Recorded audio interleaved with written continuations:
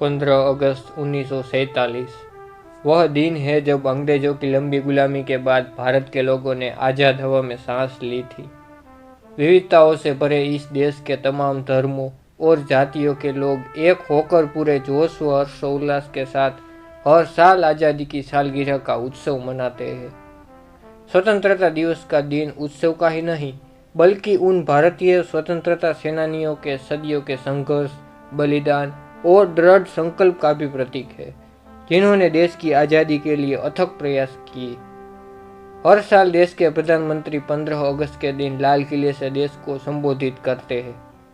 इस बार प्रधानमंत्री नरेंद्र मोदी लगातार 11वीं बार लाल किले की प्राचीर से राष्ट्र को संबोधित करेंगे। स्वतंत्रता दिवस पर स्कूलों, सरकारी और निजी कार्यालयों में स्वतंत्रता सेनानियों को श्रद्धांजलि दी जाती है और तिरंगा झंडा फहराया जाता है। इस वर्ष भारत सरकार विकसित भारत थीम के तहत स्वतंत्रता दिवस मना रही है। इस थीम के जरिए भारत सरकार 2047 तक देश को एक विकसित राष्ट्र बनाने की दिशा में फोकस कर रही है। साथियों, 15 अगस्त का शुभ दिन भारत के राजनीतिक इतिहास में सबसे ज्यादा अहमियत रखता है। 15 अगस्त ही वह दिन है जब देश को अंग्रेजों की 200 सालों की गुलामी की बेड़ियों से मुक्ति मिली थी। ब्रिटिश राज में देश की जनता पर काफ़ी अत्याचार किए गए। ब्रिटिश हुकूमत के जुल्मों से देश की जनता को छुटकारा दिलाने के लिए सैकड़ों स्वतंत्रता सेनानियों ने अपने प्राणों की आहुति दे दी। ऐसे में यह दिन उन महान क्रांतिकारियों और स्वतंत्रता सेनानियों के बलिदान को याद करने का भी है, जिन्होंने देश की आज़ादी दिलाने के लिए अपना सब कुछ दांव पे लगा दिया था। देश को आज़ाद कराने में महात्मा गांधी, सुभाष चंद्र बोस, भगत सिंह, मंगल पांडे, राजगुरु, सुखदेव, जवाहरलाल नेहरू, लाला लाजपत राय, बाल गंगाधर तिलक जैसे कई क्रांतिकारियों और स्वतंत्रता सेनानियों का अहम योगदान रहा। यह दिन इन सभी क्रांतिकारियों और स्वतंत्रता सेनानियों को नमन करने और श्रद्धांजलि देने का दिन है।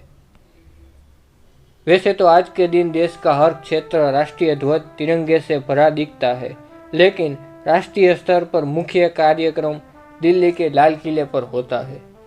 स्वतंत्रता दिवस पर देश के प्रधानमंत्री लाल किले की प्राचीर से जनता का अभिवादन स्वीकार करते हैं और राष्ट्रीय ध्वज तिरंगा फहराते हैं। 31 तोपों की सलामी दी जाती है। इसके बाद वह देश को संबोधित करते हैं। प्रधानमंत्री के भाषण को सुनने के लिए सुबह से ही लाल किले पर लोग पहुंचना शुरू कर देते हैं। प्रधानमंत्री अपने भाषण में भावी योजनाओं के बारे में बताते हैं और देश की उपलब्धियों का भी जिक्र करते हैं। वह अपनी सरकार का रिपोर्ट कार्ड भी देते हैं। कार्यक्रम में सेनाओं की टुकड़ियां प्रधानमंत्री को सलामी देती है। सेना के बैंडों की धुन सुनने लायक होती है और मन को मोह लेती है। साथियों, 15 अगस्त हर साल आता है और हमारे दिलो दिमाग में हम स्वतंत्र हैं और स्वतंत्र रहेंगे का भाव जागरूक कर चला जाता है।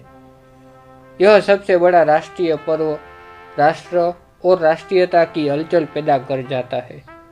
वर्ष में राष्ट्र ने क्या खोया और क्या पाया का हिसाब बता जाता है।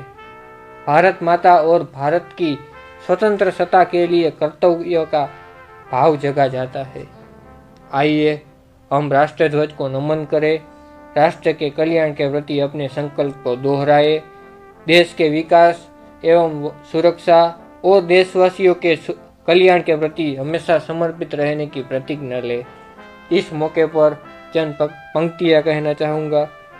उन्नति पथ पर चक्र अनवरत चलता हुआ न ठहरे, फर फर करता शुभ्र गगन में सदा तिरंगा लहरे।